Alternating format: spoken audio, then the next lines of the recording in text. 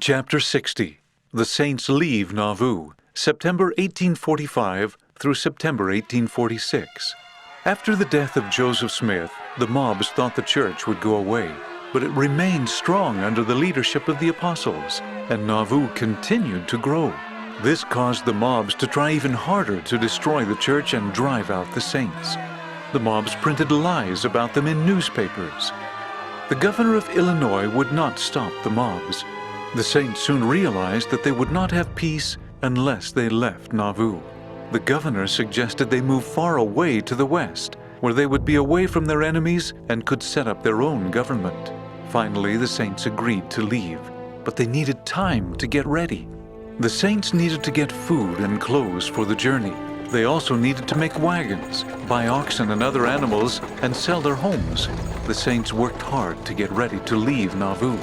The mobs did not want to give the saints time to get ready. They stole things and burned some of the homes.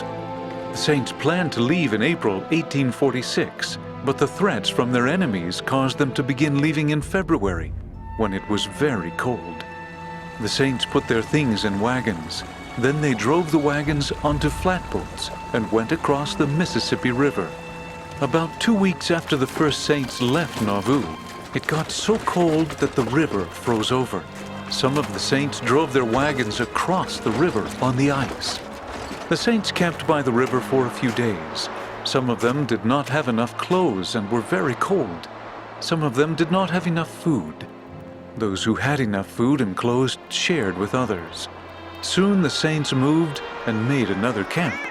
Brigham Young chose leaders who helped the people get organized and prepared for the journey to the west.